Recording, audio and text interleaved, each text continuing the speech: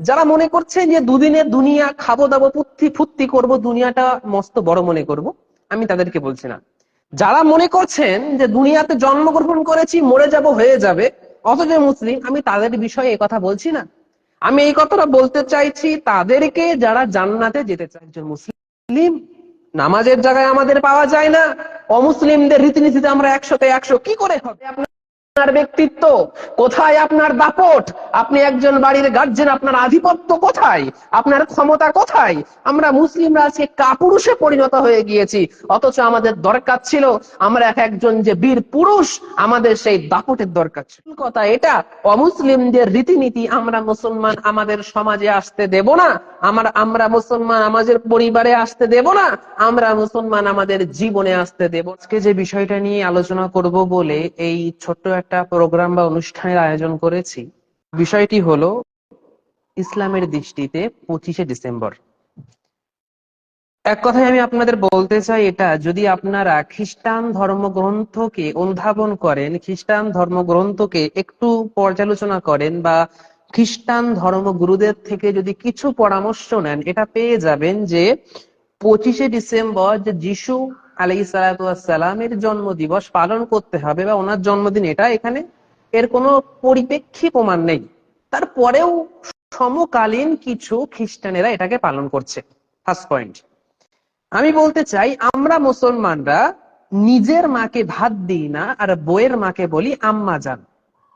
আমাদের নিজের মাকে আমরা দেখি না, পছন্দ করি না, সহ্য করি না, মানতে পারি না, দু চোখের শত্রু হচ্ছে আমাদের নিজের মা। আর বইয়ের মাকে আমরা আমাদের কলিজার টুকরা মনে করে কলিজার ভিতরে রেখে দিই। ঠিক একই রূপ আমরা দুনিয়ার মুসলমান নিজের ধর্মে কি বলা হয়েছে সেটা মানতে চাই না, 5 ওয়াক্ত নামাজ ফরজ পড়তে চাই না, 1 মাস রোজা ফরজ করতে চাই না, দান করতে চাই না, রোজা করতে চাই না, হজ করতে চাই না, আর অন্য অন্য ধর্মের জিনিসপত্র নিয়ে মাতামাতি করে পাগল হয়ে যায়। ঠিক একই রূপ ভাবে আসতে চলেছে আমাদের ভিতরে 25শে ডিসেম্বর, যেই দিনটা যদি আমি মেনেও নিই যে এটা খ্রিস্টানদের একটা অনুষ্ঠান, তারা এটাকে মনে করে যে ঈশ্বরের পুত্র এই দিন দুনিয়াতে আবির্ভূত হয়েছে, জন্মগ্রহণ করেছে, এ কারণে আমরা বা খ্রিস্টানরা এই দিনটাকে উদযাপন করে। আর আমরা মুসলমানদের ভিতর থেকে কিছু অংশ ওই দিনটাকে নিজের জীবনে বাস্তবায়ন করি, কেক খাই, হিজিবিজি পালন করি। আমি আপনাদের বলতে চাই, আল্লাহর রাসূল সাল্লাল্লাহু আলাইহি ওয়াসাল্লামকে উদ্দেশ্য করে আল্লাহ সুবহানাহু ওয়া তাআলা পবিত্র কোরআনে একটি আয়াত নাযিল করেছেন। তিনি বলেছেন, ওমা আতাকুমুর রাসূলু ফাখুযুহু ওমা নাহাকুম আনহু ফান্তাহু। যে আল্লাহ বলছেন যে হে দুনিয়ার মানুষ, তোমরা শুনে রাখো, আমার নবী তোমাদের যেটা দেয় তোমরা সেটা গ্রহণ করো, আর আমার নবী তোমাদের যেটা থেকে নিষেধ করে তোমরা সেটা থেকে দূরে থাকো, তোমাদের থেকে সেই জিনিসটা বর্জন করে দাও। অন্যত্রে যদি আমি আপনাদের বলি যে আল্লাহর রসুল আমাদেরকে কি করতে বলেছে আর কি থেকে নিষেধ করেছেন, আর আমরা দুনিয়ার মানুষ আজকে কি করছি আর কি করছি না, ঠিক যতটুকু ইসলাম আমাদেরকে দিয়েছে আমরা ততটুকু আমাদের থেকে দূরে রাখছি, আর যতটুকু ইসলাম আমাদের দেয়নি ততটুকু আমরা করছি। আমি আপনাদের বলতে চাই, কথাটা তাদের নয় যারা মনে করছে যে দুদিনের দুনিয়া খাবো দাবো ফুর্তি করব, দুনিয়াটা মস্ত বড় মনে করব, আমি তাদেরকে বলছি না। যারা মনে করছেন যে দুনিয়াতে জন্মগ্রহণ করেছি, মরে যাব, হয়ে যাবে, অথচ মুসলিম, আমি তাদের বিষয়ে এই কথা বলছি না। আমি এই কথাটা বলতে চাইছি তাদেরকে যারা জান্নাতে যেতে চান, আমি এই কথাটা বলতে চাইছি তাদেরকে যারা ইমানদার, আমি এই কথাটা বলতে চাইছি তাদেরকে যারা আল্লাহকে আল্লাহ বলে মেনেছে, যারা নবীকে নবী বলে মেনেছে, আসমানি কিতাবগুলোর প্রতি ঈমান নিয়ে এসেছে, জান্নাত জাহান্নামের প্রতি ঈমান নিয়ে এসেছে, আসমানি কিতাব ফেরেশতাদের প্রতি ঈমান নিয়ে এসেছে, জান্নাত জাহান্নামের প্রতি ঈমান নিয়ে এসেছে। আমি সেই সমস্ত ঈমানদারদেরকে বলবো যে ইয়া আইয়ুহাল্লাযীনা আমানু, তোমাদের রব তোমাদেরকে বলছে, হে ঈমানদারেরা, ইত্তাকুল্লাহ, আমি আল্লাহ, আমাকে ভয় করো, হাক্কা তুকাতি, ভয় করার মতো ভয় করো।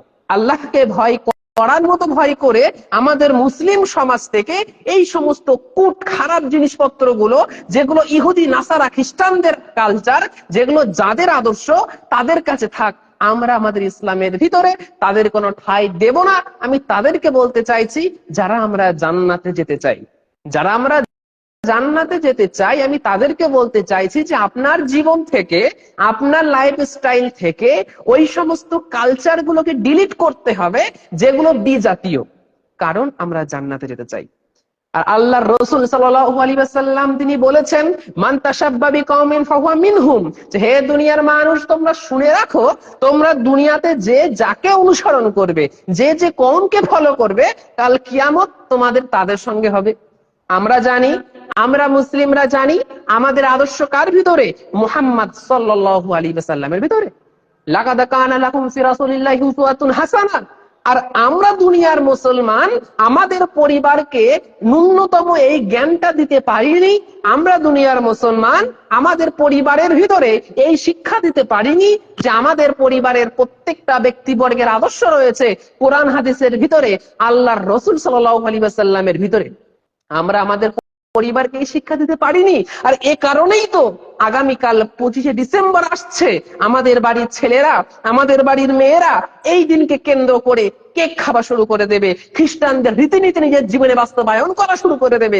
আমি আপনি বাড়ির গার্জেন হয়েও এটার নিষেধ করব না, আমি আপনি বাড়ির গার্জেন হয়েও এটার মানা করব না, আমি আপনি বাড়ির গার্জেন হয়েও এটা মেনে নেব, আমি আপনি মুসলমান হওয়ার সত্ত্বেও এটা মেনে নেব।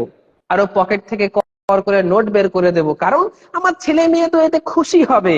যদি আমি কিছু টাকা দিই, তারা কেক নিয়ে এসে খাওয়া দাওয়া করবে, আনন্দ করবে।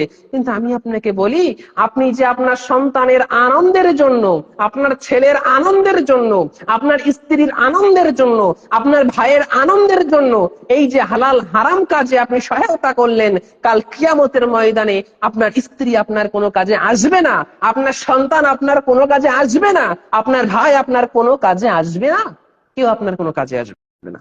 নিজের আমলটা নিজেকে করতে হবে। তাই আমি বলতে চাই সেই সমস্ত মানুষদেরকে, মুসলমানদেরকে যারা জান্নাতে যেতে চান, আর যারা মনে করেছেন যে দুদিনের দুনিয়া, আমি ইচ্ছা মতন চলবো, হেসে খেলে যে কদিন যাই, আমি তাদেরকে বলবো না। আমি বলতে চাইছি তাদেরকে যারা জান্নাতে যেতে চান, আমাদের জীবন থেকে, আমাদের পরিবার থেকে, আমাদের সমাজ থেকে, আমরা যেহেতু মুসলিম, ওই সমস্ত অমুসলিমদের কালচারকে আমাদের থেকে দূরে রাখতে হবে, কারণ আমরা জান্নাতে যেতে চাই।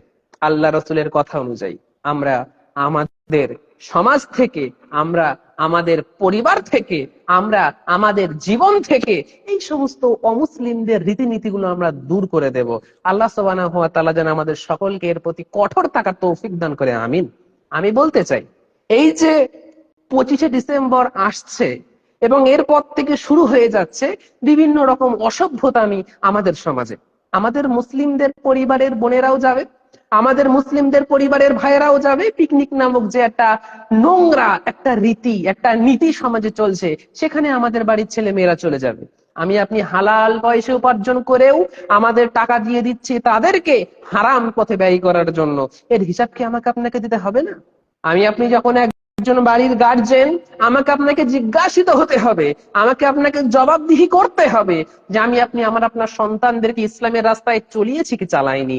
আমি আপনি একজন পিতা হয়ে, একজন বাড়ির দায়িত্বশীল হয়ে কি করে আমাদের বাড়ির ছেলেদেরকে, আমাদের বাড়ির মেয়েদেরকে আমরা কি করে ছেড়ে দিই ওই সমস্ত অসভ্যতামির ভিতরে, নোংরামির ভিতরে, ছেঁচড়ামির ভিতরে, যেটা আমাদের ইসলাম নিষেধ করেছে। যে কথা বলছিলাম, আমাদেরকে মানতে হবে ওই কথা, যে কথা আল্লাহর রাসূল করতে বলেছেন। আমাদের নিষেধ করা রয়েছে যে সমস্ত কথা, সেই কথাগুলো আমাদের থেকে বর্জন করতে হবে। মহান আল্লাহ বলেছেন, ওমা আতাকুমুর রাসূলু ফাখুযুহু ওয়া মা নাহাকুম আনহু ফান্তাহু। আমার নবী যেটা দেয় সেটাকে গ্রহণ করো, আমার নবী যেটা নিষেধ করে সেটাকে তোমরা তোমাদের থেকে বর্জন করে দাও। 1400 বছর আগে যতটুকু হারাম করা হয়েছে কোরআনে, যতটুকু হারাম করা হয়েছে হাদিসে, ওই হারামটুকু আপনি আপনার জীবনে যেন কোনো রকমে না আসে, ওই হারামটুকু আপনি আপনার থেকে দূরে রাখুন। যত হালাল রয়েছে আপনি লুটে নিন, কেউ আপনাকে নিষেধ করবে না, কেউ আপনাকে মানা করবে না। কিন্তু আমরা একজন মুসলমান হয়ে 5 ওয়াক্ত নামাজ পড়ি না, 1 মাস রোজা করি না, দান করি না, সাদাকা করি না, ভালো কাজ করি না, গুনাহ করি, তবে আমাদের কি করে হবে? আমরা একজন মুসলিম, নামাজের জায়গায় আমাদের পাওয়া যায় না, অমুসলিমদের রীতিনীতিতে আমরা 100তে 100 কি করে হবে? আপনি আপনার বাড়ির মহিলাদেরকে ছেড়ে দিচ্ছেন বেপরদায়, যা পিকনিক করে আই। মাস্টার, প্রাইভেট মাস্টার নিয়ে যাচ্ছে কিংবা স্কুল থেকে নিয়ে যাচ্ছে, আপনি আপনার মেয়েকে টাকা দিয়ে ছেড়ে দিচ্ছেন কি করতে? না, তারা যাবে ওই গাড়ির পিছনে অনেক বক্স লাগিয়ে গান বাজিয়ে বাজিয়ে তারা ঘুরে আসবে, পিকনিক করে আসবে, সকালবেলা চলে যাবে, রাত্রেবেলা ফিরবে। আপনি কি জানেন না আল্লাহর রাসূল সাল্লাল্লাহু আলাইহি ওয়াসাল্লাম তিনি বলেছেন, আদ-দাইয়ুস লা ইয়াদখুলুল জান্নাতা, দাইয়ুস ব্যক্তি জান্নাতে যাবে না। আপনি কি জানেন না দায়ুস ওই ব্যক্তিকে বলা হয় যেই ব্যক্তি তার বাড়ির মহিলাদেরকে, মায়েদেরকে, বোনেদেরকে বেপরদায় দেখেও তার হায়াবোধ কাজ করে না, শরমবোধ কাজ করে না, লজ্জাবোধ কাজ করে না, সেই ব্যক্তি হচ্ছে দায়ুস। যেই ব্যক্তি তার বাড়ির মহিলাদেরকে পর্দায় নিয়ে আসে না, ওই ব্যক্তি হচ্ছে দায়ুস। আর ওই দায়ুস ব্যক্তি জান্নাতে যাবে না। আর আপনি আপনার পকেট থেকে টাকা বার করে আপনার মেয়েকে বলছেন, যা চলে যা, পিকনিক করে আই। আপনি দেখছেন আপনার বাড়ির মহিলারা এই সমস্ত দিনগুলোতে নিজের ফটো তুলে ফেসবুক, বিভিন্ন সোশ্যাল মিডিয়া আপলোড করছে, কিন্তু বলছেন না। আপনি কি জানেন না যে এই দায়ুস ব্যক্তি জান্নাতে যাবে না? আর দায়ুস আপনি হয়ে গেলেন, যেখানে আপনি আপনার বাড়ির মহিলাদেরকে বেপরদায় দেখেও কিছু বললেন না। কোথায় আপনার ব্যক্তিত্ব? কোথায় আপনার দাপট? আপনি একজন বাড়ির গার্জেন, আপনার আধিপত্য কোথায়? আপনার ক্ষমতা কোথায়? আমরা মুসলিমরা আজকে কাপুরুষে পরিণত হয়ে গিয়েছি, অথচ আমাদের দরকার ছিল আমরা একজন যে বীর পুরুষ, আমাদের সেই দাপটের দরকার ছিল। আমরা মুসলিমরা কেমন একটা হয়ে গিয়েছি, আমরা অন্যায় দেখেও, আমাদের পরিবারের ব্যক্তিবর্গরা অন্যায় করছে, ছেলে নামাজ পড়ছে না, মেয়ে নামাজ পড়ছে না, ছেলে মদ খাচ্ছে, বিড়ি খাচ্ছে, গাঁজা খাচ্ছে, সিগারেট খাচ্ছে, গুনাহের পরে গুনাহ করে যাচ্ছে, আমরা বাড়ির গার্জেন নিষেধ করছি না। আমাদের আধিপত্যটা কোথায় গিয়েছে? আমাদের শক্তিটা, আমাদের পাওয়ার ক্ষমতাটা কোথায় গিয়েছে? একজন বাড়ির গার্জেনের ক্ষমতাটা কোথায় গিয়েছে? আমি আপনাদের বলতে চাই, আল্লাহ রসুলের কথা অনুযায়ী লা ইয়াদখুলুল জান্নাতা মুদমিনুল খামর, নিয়মিত এই নেশাদ্রব্য ভক্ষণকারী জান্নাতে যাবে না। আর আপনি আপনার ছেলেকে টাকা দিয়ে পাঠিয়ে দিচ্ছেন ওই পিকনিক নামক ওই গুনাহের কাজে, যেই গুনাহের কাজে গিয়ে আপনার ছেলে মদ খেয়ে পাগল হয়ে যাবে, যেই পিকনিকে গিয়ে আপনার ছেলে নেশাদ্রব্য খেয়ে পাগল হয়ে যাবে। আপনি কেমন পিতা? আপনি কেমন পিতা? আপনার দাপট কোথায়? আপনার ক্ষমতা কোথায়? আপনার আধিপত্য কোথায়? আমাদের সমাজটাকে গুনাহ থেকে আমাদের ফিরিয়ে আনতে হবে। আমাদের সমাজটাকে আল্লাহ আল্লাহ রসুলের রাস্তায় গিয়ে আলোকিত করতে হবে।